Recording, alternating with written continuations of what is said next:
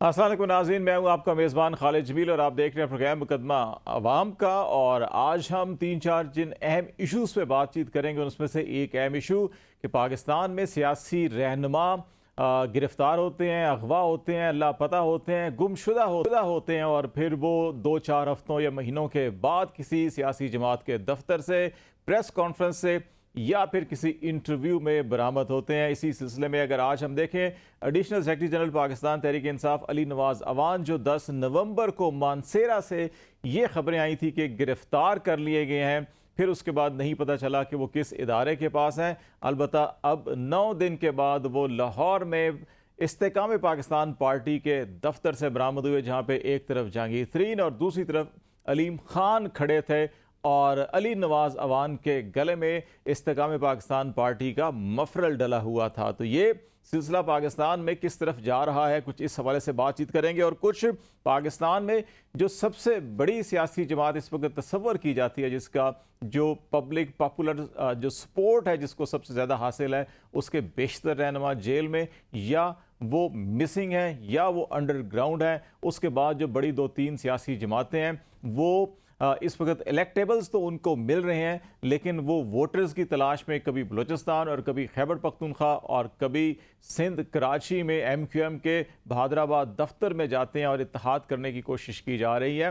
पाकिस्तान में ये सियासी मंजरनामा किस तरह बढ़ेगा? लाहौर में जिस हद तक समोग बढ़ गई है, वैसी ही कुछ सियासी सूरत हाल पाकिस्तान की जो है कि वो कुछ धुंधली और कुछ समोग ज़्यादा नज़र आ रही है। इन मामलात पे आज हम बातचीत करेंगे और हमारे साथ इस वक्त शरीके गुफ्तगू होंगे हाफिज़ हुसैन अहमद साहब, बड़े सीनियर पार्लियामेंटेरियन सियासतदान हैं। कुछ अर्जा मंजर आम पे नहीं थे, ये सियासी मंजर आम पर कुछ सेहत के मसाइल भी थे, कुछ दीगर मसाइल भी थे। इन तमाम इशूज़ के ऊपर बातचीत करेंगे। हाफिज़ साहब, बहुत शुक्रिया वक्त देने का। सबसे पहले तो ये बताएं कि एक ज़माना था कि हम पार्लियामेंट की राहदारियाँ हों, ऐवान इक़्तिदार हो या ऐवान हो या सियासी जलसे जुलूस और टॉक शो हों, उसके अंदर आपके बड़े लुत्फ़अंदोज़ तबसरे हम सुना करते थे, हेडलाइंस बना करती थी, फिर अचानक आप मंजर से गायब हो गए। और ये मामला सारा क्या है और आप अमली सियासत में आप किस तरह से वापसी अपनी देख रहे हैं? खालिद भाई, बात यह है कि वो आपने मुझे दीगर जो है वो मिस प्रसंग में शामिल कर दिया था इस हवाले से कि जी कि साहब लोग गायब हो जाते हैं और उसके बाद एक प्रेस कॉन्फ्रेंस करते हैं। मेरे मुतालिक तो मसला जो आपने तारीफ़ की है वो तो आपका हुस्न ज़न है। मैं एक पसमानदा इलाके से जमात की और वहाँ के दिए गए वोटों की वजह से आमदगी की नुमाइंदगी जो भी मुमकिन हो सका करता रहा।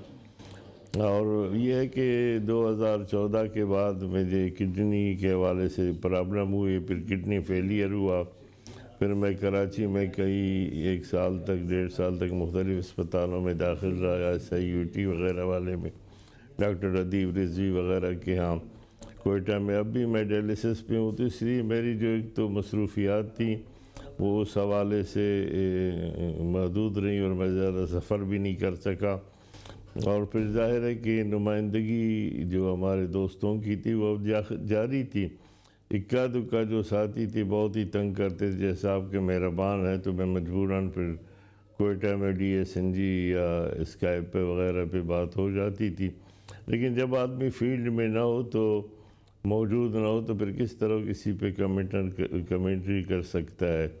तो इसलिए मैं समझता हूँ कि मेरी जो गैर हाज़िरी है वो किसी प्रेस कॉन्फ्रेंस की या किसी हब से भेजा की जो है मरून मिन्नत नहीं है। प्रेस कॉन्फ्रेंस से भी मैं जमीयत उलमा इस्लाम में था, आज भी हूँ, बल्कि अब भी जो मेरी आमद हुई है जमीयत उलमा इस्लाम की जो जनरल कौंसिल का इजलास है उस हवाले से मैं कोयटा बाइयर और फिर पेशावर भी, तो ये 2 दिन का इजलास था, इसलिए वहाँ पर अल्हम्दुलिल्लाह मैंने अपनी राय भी दी और ख़िताब भी किया और साथियों से सारे मिले। तो मैं समझता हूँ कि इस किस्म की कोई ऐसी बात इस वक्त मौजूद नहीं है जो मेरी अदम मौजूदगी के हवाले से इन दोनों चीज़ों में शामिल हो। सेहत के हवाले से आपसे सामीन नाज़रीन से दरख्वास्त है कि वो मेरे लिए दुआ करें, अल्लाह ताला मुकम्मल सेहत कामिल अता फरमा दे। आमीन आमीन। हाफिज़ साहब, ये बताइएगा कि आपने बड़े निशेब व फराज देखे हैं पाकिस्तान की सियासत के, अमली तौर के ऊपर आप हिस्सा भी रहे हैं। इस वक्त जो पाकिस्तान का सियासी मंजरनामा है, जैसे मैंने इब्तिदा में कहा कि जिस तरह से गिरफ्तारियां होती हैं, लापता होते हैं, मिसिंग्स लोग होते हैं, फिर वो कभी कहीं से बरामद होते हैं, कभी कहीं से बरामद होते हैं। ये माजी में कभी आपने ऐसा देखा, और ख़ास तौर पे जब इलेक्शन का माहौल हो, डेट अनाउंस हो चुकी हो, शेड्यूल भी 2-4 हफ्तों के बाद अनाउंस हो जाना है, लेकिन उसके बावजूद भी एक ख़ास परसेप्शन इस वक्त बना हुआ है कि ख़ास सियासी जमात या ख़ास सियासी क़यादत के हर इदारा, हर जमात, हर ग्रोह जो है कि वो सर से पाँव तक कोशिश कर रहा है कि किसी तरह से उनको वापस इक़्तिदार में लाएं। तो ये आपको ऐसा ही नज़र आता है, और ये माजी में भी ऐसी मिसालें थी और इस शिद्दत के साथ थी, या कुछ माहौल डिफरेंट है? देखिए, जहाँ तक इस मसले का ताल्लुक़ है, ये हमारी कोई नया और अचंभे की बात नहीं है, क्योंकि बलूचिस्तान जहाँ से मेरा ताल्लुक़ है, वहाँ से जो इस किस्म के वारदातें थी या मिसिंग पर्सन का मामला था, वो आपको भी पता है बहुत उठा है। यहाँ भी आपने देखा कि धरने दिए गए हैं, और कई सालों से ऐसे लोग हैं जिनके आल खाना वग़ैरह, आमिना वग़ैरह, मसूद साहिबा जो थी क़यादत भी करती रही, और फिर अपोजिशन में जितने भी थे वो उनके कैंप्स में भी जाकर उनको बात करते रहे। सुप्रीम कोर्ट का दरवाज़ा भी खटखटाया गया, जस्टिस जावेद इकबाल साहब को भी रखा गया, सब कुछ हुआ। BNP वग़ैरह और दीगर ने हुकूमत में शमूलियत के लिए भी शराइत रखी, PTI के साथ भी यही बात हुई, और फिर इस वक्त जो 14-16 माह की हुकूमत थी उसमें भी ये बात रही है। तो हमारे लिए कोई नई बात नहीं थी, लेकिन मसला ये है कि पंजाब और दीगर हमारे जो बड़े सूबे हैं वो इस बारे में ज़्यादा नहीं जानते थे, तो थोड़ी सी तसल्ली इस तरह हुई कि कम से कम हमारी बातों का तो यकीन आ गया कि मिसिंग कैसे होती है और पर्सन कैसे होते हैं और कैसे रिहा होते हैं। और फिर मीडिया को भी पता चला कि कभी पहले ज़मानत और मचल के और दीगर मामलात होते थे, उसके बाद ही रिहाई होती थी। और माशाल्लाह आपकी तवस्सुत से आप लोगों का भी बड़ा अहम रोल रहा है मिसिंग पर्सन के हवाले से, कि एक अदद प्रेस कॉन्फ्रेंस ही तमाम चीज़ों के मदावा है। तो मैं वाज़ेह करूं कि मेरा कोई इस किस्म का आज का आपसे टॉक नहीं है, लेकिन आप देख रहे हैं कि प्रेस कॉन्फ्रेंस के ज़रिए भी रिहाई मिलती है।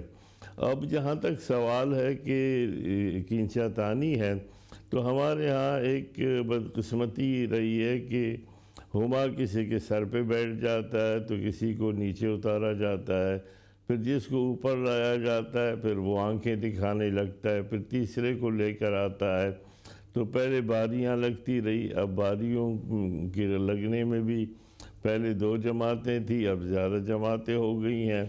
तो मैं समझता हूँ कि इस वक्त जो सूरत हाल ये है उसमें यकीनन होनी तो ये चाहिए कि जब तहरीक चलती है किसी हवाले से तो फिर एक इत्तेहाद बनता है, और जब वो इत्तेहाद की तहरीक के हवाले से कोई चीज़ कामयाबी की हमकिनार होती है तो उसके बाद फिर अपनी राहें जुदा करना मैं एक सियासी वर्कर की हैसियत से इसे गलत समझता हूँ।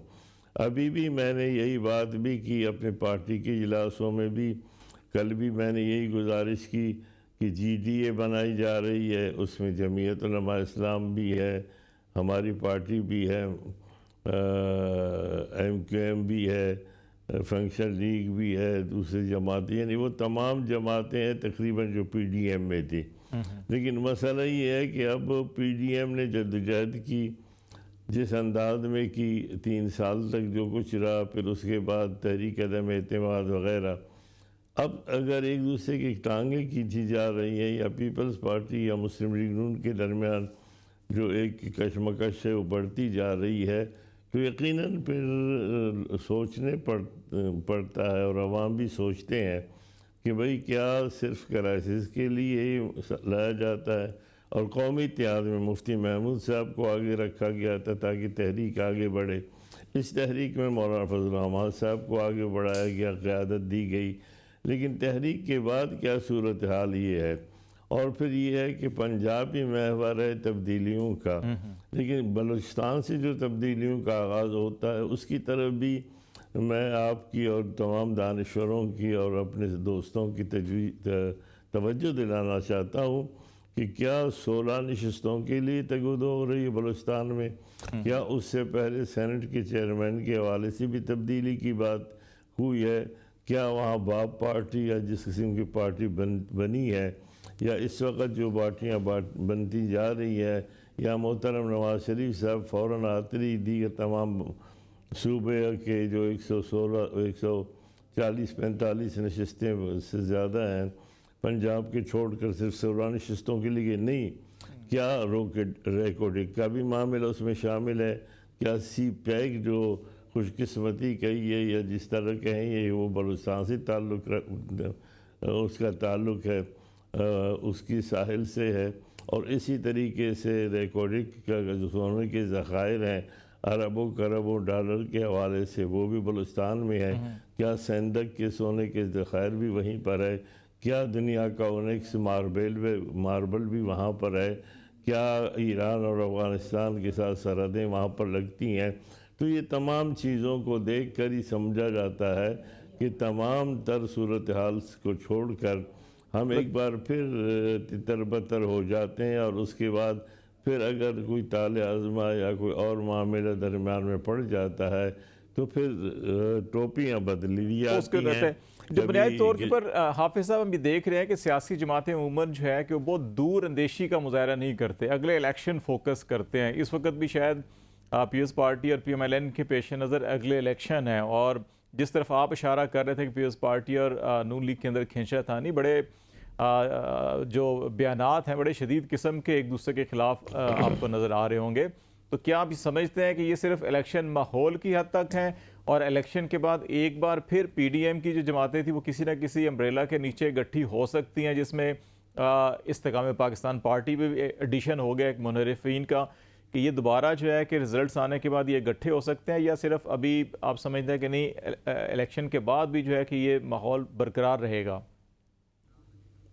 دیکھیے، آپ نے تو دور اندیشی کی بات کی ہے، یہاں تو نزدیکی اندیشے کو بھی نظر انداز کیا جاتا ہے۔ الیکشن کا شیڈول، اس کی تاریخ، سب کچھ کا اعلان ہو چکا ہے، اور اس کے بعد لوگ چل پڑے ہیں، ہو رہے ہیں، پروگرام ہو رہے ہیں۔ میاں صاحب کوئٹہ تشریف لائے ہیں، کراچی والوں سے بات ہو رہی ہے، محترمہ مریم صاحبہ بھی دورہ کر رہے ہیں، دوسرے بھی کر رہے ہیں، بلاول صاحب بھی جو ہے وہ چل رہے ہیں، اور دورے سب کچھ ہو رہا ہے۔ اب سوال یہ ہے کہ اس کو آپ دور کہیں گے یا نزدیک کہیں گے۔ میں سمجھتا ہوں کہیں دور اندیشی کے ساتھ نزدیکی اندیشے بھی ہم نے نظر انداز کر دیے، اور پھر یہ ہے کہ عوام پریشان ہے۔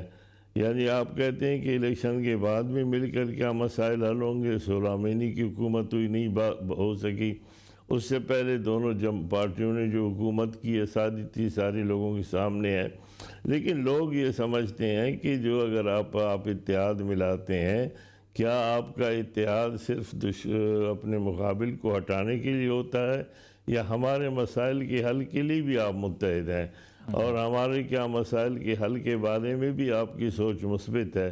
کیا آپ ہمارے پاس آج ووٹ لینے آ رہے ہیں تو کیا آپ لوگ مل کر ہمارے مسائل کے حل کے لیے بھی اپنے تمام چھوٹی چھوٹی اختلافی باتوں کو ختم کر دیں گے؟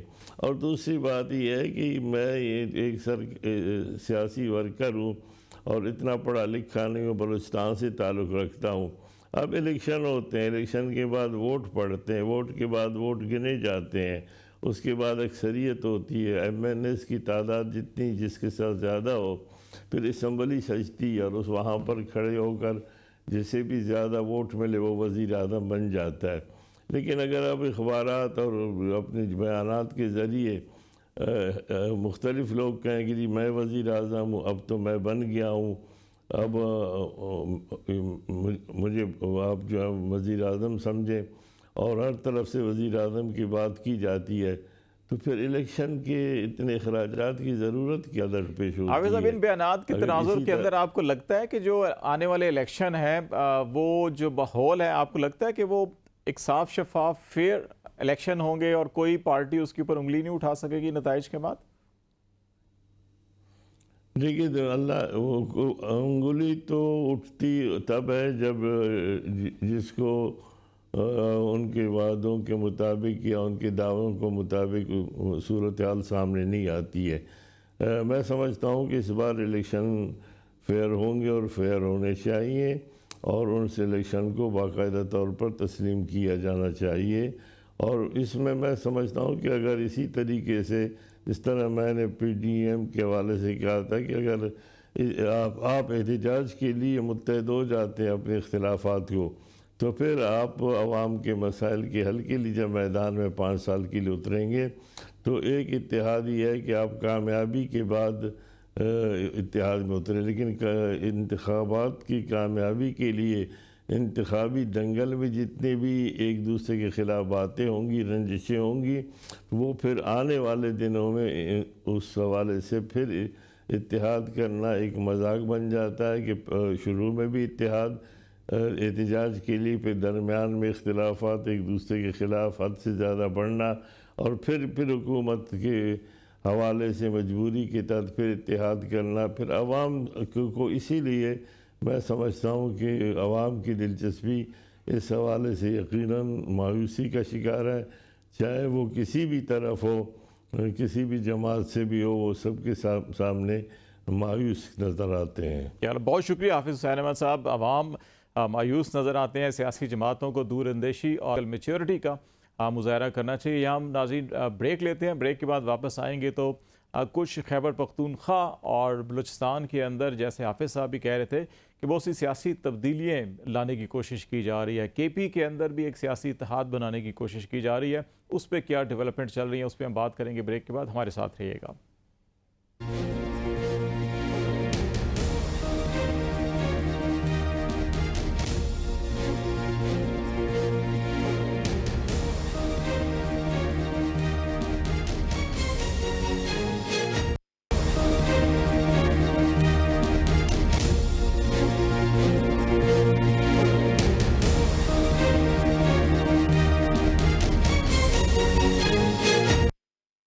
ویلکم بیک ناظرین۔ بلوچستان اور کے پی کے اندر سیاسی انتخابی اتحاد کے حوالے سے کوششیں چل رہی ہیں، لیکن دوسری طرف جو سیاسی جماعتیں ہیں وہ بھی عوامی رابطہ مہم کا آغاز کر چکی ہیں۔ پیپلز پارٹی کے بلاول بھٹو صاحب نے کے پی کا دورہ کیا، جہاں پہ وہ ایبٹ آباد، مردان اور پشاور گئے اور اپنے ورکر کنونشن سے انہوں نے خطاب کیا۔ اس کے علاوہ جے ایچ یو آئی کی جو مرکزی کونسل ہے اس کا اجلاس بھی ہوا، اور مولانا فضل الرحمان صاحب کو آئندہ 5 سال کے لیے امیر منتخب کیا گیا ہے۔ اور ابھی یہ اطلاعات بھی ہیں کہ کے پی کے اندر بھی جو پی ڈی ایم کے اندر پرانے اتحادی تھے وہ سیٹ ایڈجسٹمنٹ یا کچھ انتخابی اتحاد کرنے کے حوالے سے بھی سرگرم ہے۔ کچھ صورتحال ہم یہی اس پروگرام کے حصے میں ڈسکس کریں گے، اور ہمیں پشاور سے جوائن کر رہے ہیں ہمارے بیورو چیف فرید اللہ خان صاحب اور فخر کاکا خیل جو سینئر جرنلسٹ ہیں، اور آپ کا بھی کے پی سے تعلق ہے۔ بہت شکریہ آپ دونوں کا۔ فرید اللہ صاحب، پہلے ذرا یہ بتائیے گا کہ بلاول بھٹو صاحب کی سرگرمی رہی کے پی کے اندر، وہ 3 شہروں کے اندر گئے، ان کے اس وزٹ کے بعد پیپلز پارٹی کو آپ سمجھتے ہیں کہ کچھ تقویت ملی ہے؟ کیونکہ جب وہ پشاور میں تھے اسی دن ان کی جو مرکزی ڈپٹی سیکرٹری جنرل ہیں آسمہ ارباب، انہوں نے اور ان کے شوہر نے پیپلز پارٹی سے علیحدگی کا اعلان کیا۔ تو جہاں پہ یہ بات چل رہی ہے کہ پی ٹی آئی کو نقصان ہو رہا ہے، اس کے لوگ چھوڑ رہے ہیں، یہ چھڑوایا جا رہا ہے اور باقی جماعتیں مضبوط ہو رہی ہیں، لیکن بلاول بھٹو صاحب کے پشاور میں موجودگی میں اس قسم کا اعلان جو ہے وہ پیپلز پارٹی کے لیے کیا نشاندہی کر رہی ہے کے پی کے اندر؟ بہت شکریہ خالد جمیل صاحب۔ دیکھیں، جب یہ پشاور میں آئے تھے تو یہاں کی جو سینئر موسٹ کارکن ہیں انہوں نے وہ گلے شکوے کی اور انہیں کہا کہ اگر آپ 4-5 مہینے پہلے آتے تو سچویشن بالکل مختلف ہوتی، اور یہاں پہ ان کا کہنا تھا کہ پوٹینشل ہے پیپل پارٹی، اس میں کوئی شک نہیں، دو رائے نہیں ہے کہ پیپل پارٹی کا یہاں پہ پوٹینشل ہے۔ لیکن ہم اگر دیکھیں تو پیپلز پارٹی کی جو صدارت ہے، صوبائی صدارت، ایک کے بعد دوسرا، دوسرے کے بعد پیپل پارٹی کو اسی طرح مرکزی جو قیادت ہے، سارے جو گلے شکوے ہیں وہ ان کارکنوں کے، سینئر موسٹ لوگوں کی گلے شکوے جو ہے وہ مرکزی قیادت سے ہے، اور ان کو کل کی کہا، جو ان کے طارق عزیز ان کا ایک سینئر رکن ہے، انہوں نے سٹیج پہ ہی کہا پیپل اسٹوڈنٹ فیڈریشن کے جو لوگ ہیں ان کے گلے شکوے ہیں. تو میرے خیال میں جس شہر میں بلاول بھٹو زرداری گئے ہیں وہاں کے جو کارکن ہیں وہاں کے جو لوگ ہیں جن کی قربانیاں ہیں اور جو پارٹی کے ساتھ سنسیئر ہیں.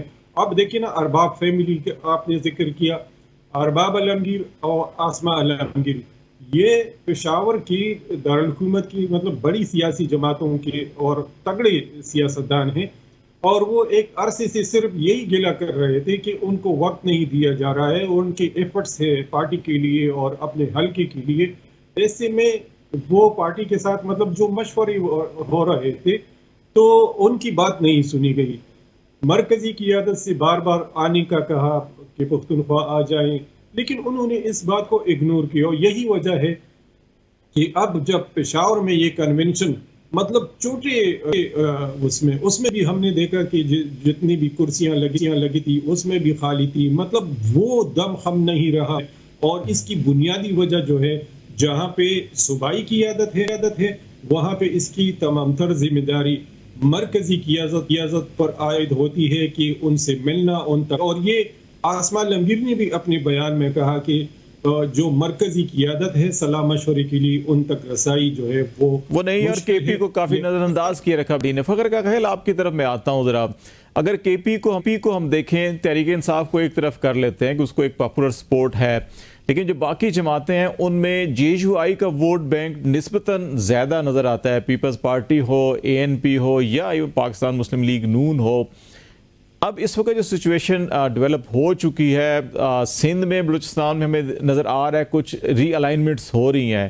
کے پی کے اندر بھی کچھ ایسی اطلاعات ہیں کہ ری الائنمنٹس ہو رہی ہیں, اور الٹیمیٹلی الیکشن کے بعد پی ڈی ایم کی جماعتیں ایک بار پھر کسی امبریلا کے ساتھ اکٹھی ہو کر حکومت سازی کی کوشش کر سکتی ہیں. تو کے پی میں جو اس وقت پس منظر کے اندر کچھ کوششیں چل رہی ہیں, کوئی آپ کی نظر میں ہے کیا ہیں, اور آپ کو کیا الیکشن سے پہلے کچھ ایڈجسٹمنٹس کوشش جو ہے کوئی دکھائی دے رہی ہے؟ دیکھیں خالد, پختونخوا کے حوالے سے ہم یہ کہہ سکتے ہیں جس طرح فرانس کے حوالے سے کہا جاتا ہے کہ when France sneezes the entire Europe caught fever. یعنی اگر فرانس کو چھینک بھی آتی ہے تو پورے یورپ کو بخار ہو جاتا ہے. آپ نے دیکھا 9/11 کے بعد MMA کا پلیٹ فارم بنا اور پھر پورے ملک میں وہ پھر پھیل گیا, اور بھاری اکثریت کے ساتھ یہ جو 6 جماعتی اتحاد کے لوگ تھے وہ پھر ہم نے تحریک انصاف کا تجربہ بھی, اگر آپ کو یاد ہوگا, اس کا آغاز بھی خیبر پختونخوا سے ہی ہوا تھا. اور آپ کو یہ بھی یاد ہوگا کہ جب وکلا تحریک چلی تھی, ظاہری بات ہے ہم رپورٹنگ کر رہے تھے, تو پہلا جو دنگل سجا تھا وہ پشاور میں ہی تھا. خود عمران خان کے حوالے سے اگر دیکھا جائے تو اس وقت جب تمام کوئی سیاسی قوت ان کے خلاف میدان میں نہیں تھی, ہم نے دیکھا کہ مولانا فضل الرحمان ہی نے خیبر پختونخوا سے ملین مارچ کا آغاز کر کے اور پھر بعد ازاں اسلام آباد جا کر سیٹ ان کیا اور پریشر بڑھایا, اور پھر ہم نے دیکھا کہ کس طریقے سے یہ سیاسی قوت اکٹھی ہوئی اور عمران حکومت کا خاتمہ ہوا. اب کی اگر ہم بات کرتے ہیں تو میرا کہنے کا یہ مطلب ہے کہ خیبر پختونخوا کا جو امپیکٹ فیکٹر ہے ملکی سیاست کے اوپر وہ بہت زیادہ ہے. شاید اس کی وجوہات, اس کی جو اسٹریٹجک اہمیت ہے اس صوبے کی, یا ہو سکتا ہے کہ چونکہ دینی جماعتوں کی 2 جو بڑی دینی جماعتیں ہیں, جماعت اسلامی, جمعیت علماء اسلام, ان کے سربراہان بھی یہاں پر خیبر پختونخوا سے ہی تعلق رکھتے ہیں. لیکن ہم دیکھتے ہیں کہ جب بھی خیبر پختونخوا میں کوئی تبدیلی جنم لیتی ہے اس کے اثرات پھر پورے ملک کے اوپر, ملکی سیاست پر پڑتے ہیں. اب آتے ہیں اس وقت کیا ہو رہا ہے.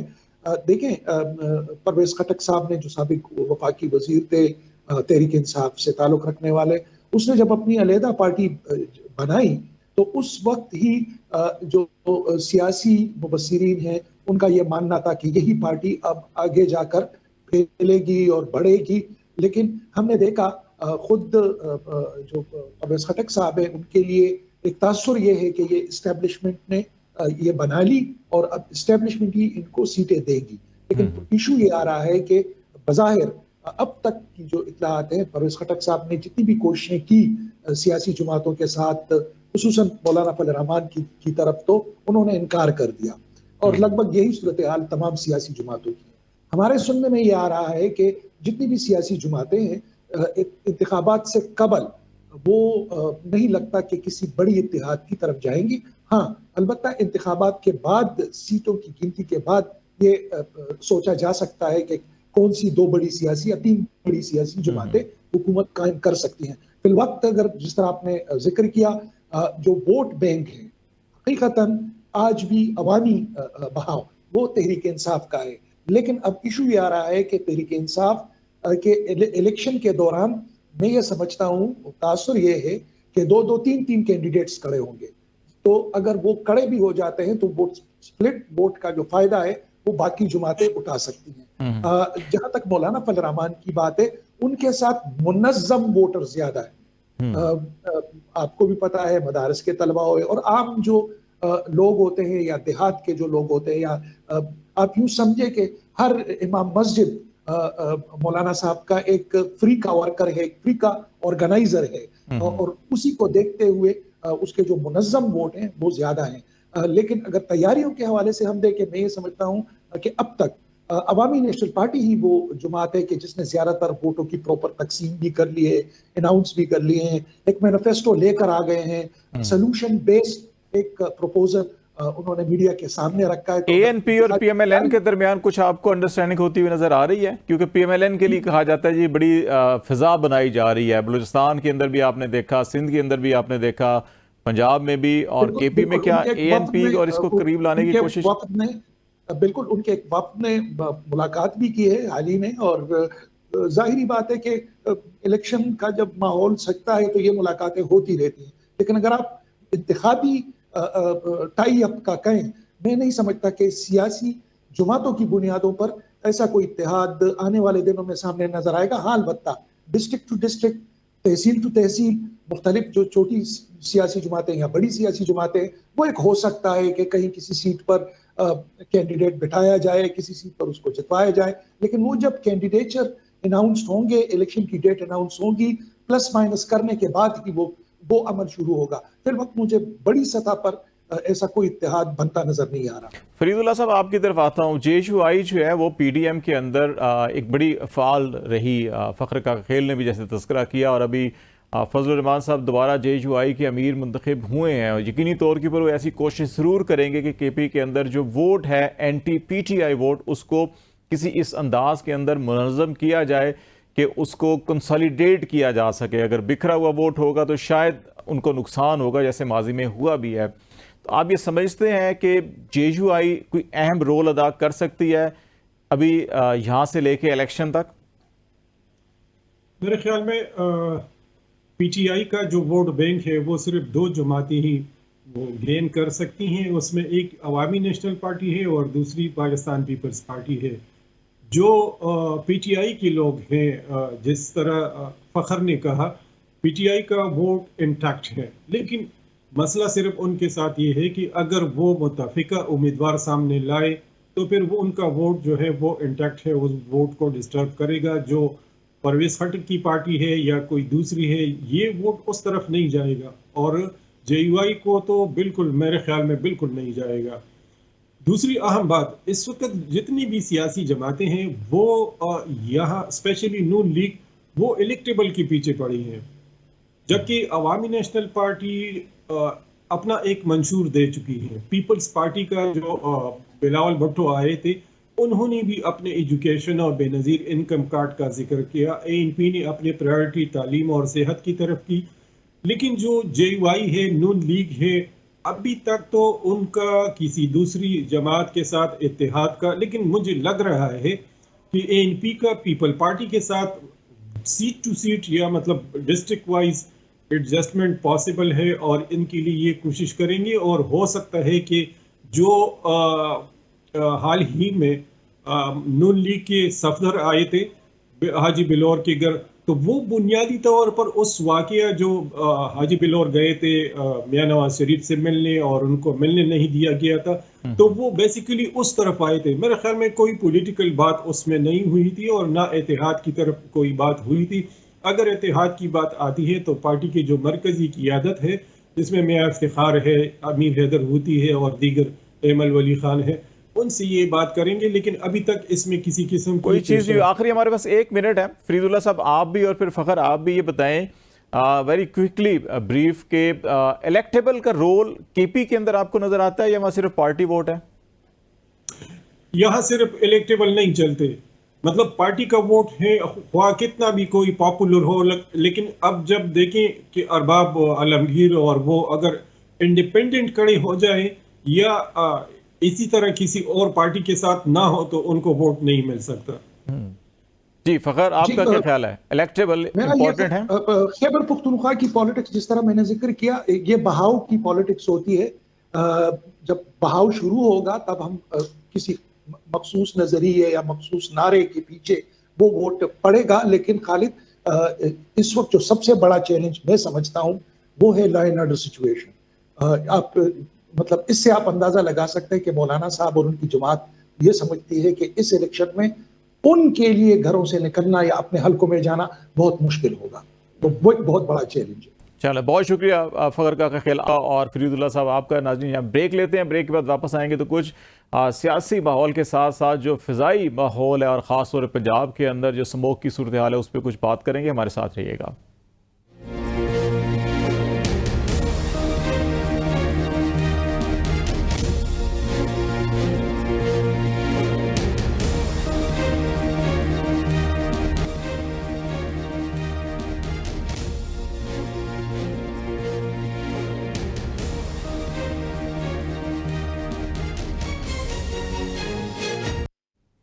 वेलकम बैक नाज़रीन।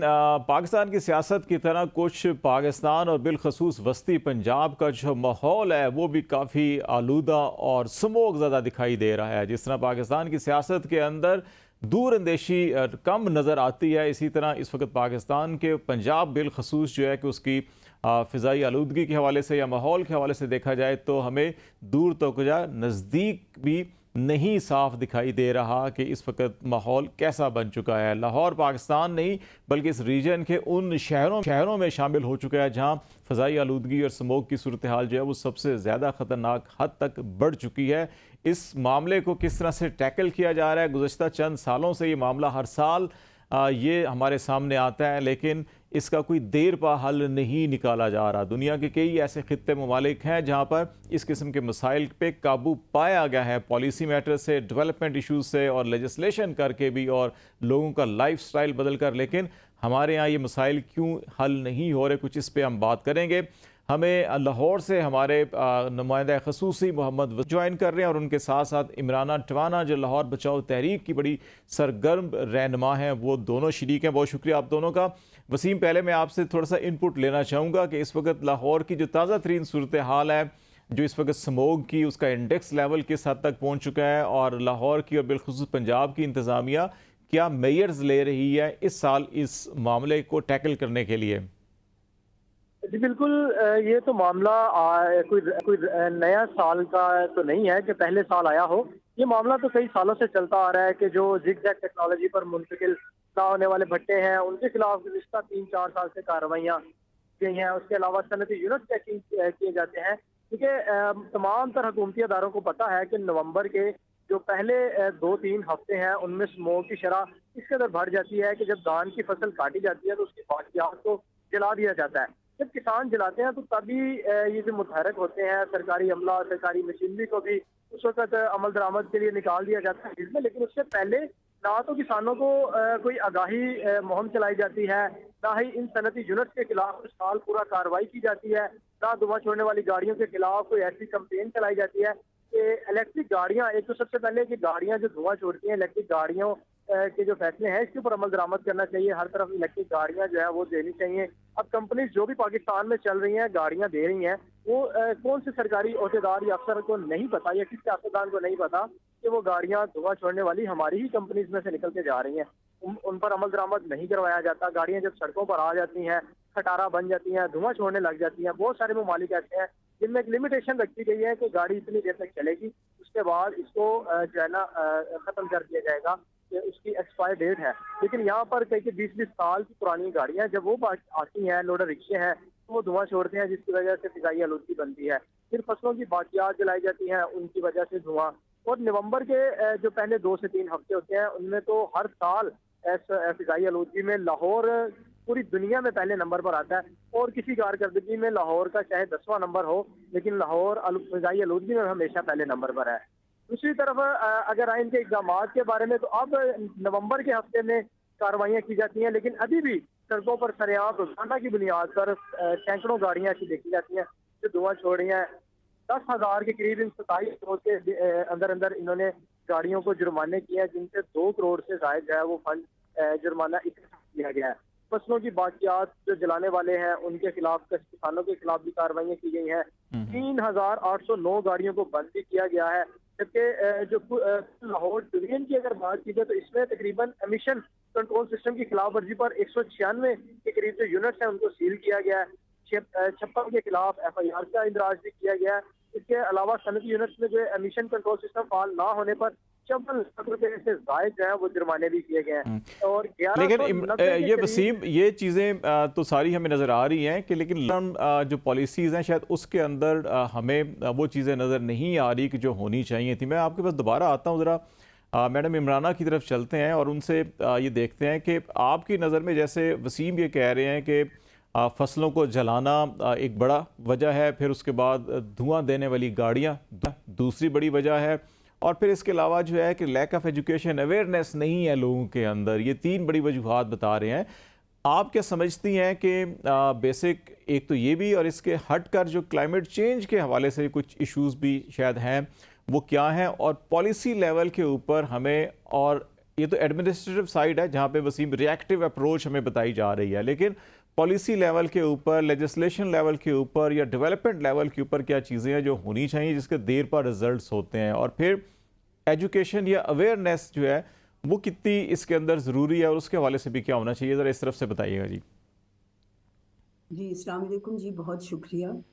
سب سے پہلے میں یہ کہنا چاہوں گی کہ اس وقت ایک بہت گہرا لمحہ فکریہ ہے ہمارے لیے کہ یہ لاہور شہر میں اس وقت زندہ رہنا مشکل ہو گیا. اور یہ جو حکومت اقدامات کر رہے ہیں یہ بہت اچھے ہیں، لیکن یہ ایک بینڈ-ایڈ کی طرح ہیں. یہ اس کے کوئی مضر لانگ ٹرم اثرات نہیں ہوں گے. میں یہ کہنا چاہوں گی کہ ہم 2001 سے یہ نشاندہی کی جا رہی تھی کہ یہ پولوشن آ رہی ہے، اور یہ اب ایک نیشنل ہیلتھ ایمرجنسی ہو گئی ہے، جہاں پہ 10 میں سے 1 بچے ایستھما، پھیپھڑوں کی بیماری، 8 میں سے 1 بندہ دل کی بیماری، پلمنری بیماری، چیسٹ کی، لنگز کی، ہارٹ کی، بہت ساری چیزیں. یہ ایک نیشنل ہیلتھ ایمرجنسی بن چکی ہے. اگر ہم سٹیٹسٹکس دیکھیں جی، ہمیں پچھلے 10 سال میں لاہور کا گرین کور، جس میں درخت بھی ہے اور گرین کور بھی ہے، وہ 75% کٹ چکا ہے یا ختم ہو چکا ہے کمرشل ڈیولپمنٹ کے حوالے. 10% ٹیمپریچر میں انکریز ہوا ہے. 80 ہمیں پتہ ہے کہ 83% جو ہماری پولوشن ہے وہ ویہیکولر ہے اس وقت. ہمارے جتنے یہ جو ماسٹر پلان ہے جی ڈیولپمنٹ کی آپ نے بات کی، اینڈ بالکل صحیح کی کہ پہلا قدم ہے کہ ہمیں اپنے شہر لاہور کی باؤنڈری بنانے کی ضرورت ہے. ہمارا ماسٹر پلان اس وقت 2050 ابھی ایفیکٹ میں آیا ہے. میں اس کی ایک ممبر بھی تھی، جس میں ہم نے بڑی سختی سے ایک 7 ویژن پلان بنایا تھا، جس میں پیپل فرینڈلی اور گرین شہر، جس میں پبلک ٹرانسپورٹ بھی دیا جائے، پیڈسٹرینز کو، سائیکل والوں کو، رینیویبل ٹرانسپورٹ انٹیگریٹڈ طریقے سے دیا جائے. جب تک ہم شہر کی باؤنڈری نہیں بنائیں گے اور ہم گرین کو براؤن ایریاز بنانا نہیں ختم کریں گے تو یہ مسئلہ بڑھتا چلا جائے گا. اس میں جی مجھے بہت امید ہے، جیسے کہ ہم بات کر رہے ہیں دنیا میں بہت ملکوں نے اس کو ریورس کیا. سب سے بڑا چائنا کا اگزامپل ہے، جہاں انہوں نے بہت سکسیسفلی اس کو واپس کر دیا. یہاں پہ جی ترجیح دینے کی 2 چیزیں ہیں. پہلی ٹرانسپورٹ انڈسٹری ہے، اور دوسری دی انڈسٹری، یہ جو ہماری ایمیشنز ہوتی ہیں، انڈسٹریل ایمیشنز، جو کہ اب شہر کے اندر آ گئی ہیں. ٹرانسپورٹ کے اندر اگر ہماری پالیسی سب موجود ہے جی، الیکٹرک وہیکل پالیسی بھی ہے، کلین ایئر پالیسی پنجاب کی 2017 میں بھی آئی، بہت سے کیسز ہوئے، بہت سی کمیشنز آئیں، ان کی ریکمنڈیشنز آئیں. ہمارے پاس کمی نہیں ہے ان چیزوں کی. اس پہ عمل کرنے کی اور ترجیح دینے کی اس وقت نہایت ضرورت ہے. مثال کے طور پہ یہ اگر ایک بین لگ جائے، پہلے تو پبلک ٹرانسپورٹ ہمارے پاس ہے نہیں، ہمارے شہر میں صرف 10% لوگوں کے پاس گاڑیاں ہیں، اور ان کی وجہ سے 83% پولوشن ہماری آ رہی ہے. پیڈیسٹرین کے لیے، سائیکل پیدل چلنے والا سائیکلسٹ کے لیے کوئی جگہ نہیں ہے. 70% ایمیشن آ رہی ہے ہماری موٹر بائک سے. اگر ہم سمپل میجرز ہیں، موٹر بائک کو ہم ای وی پہ یا گیس پہ یا رینیویبل پہ ڈال دیں تو 80% اس سے کم ہو جائے گا.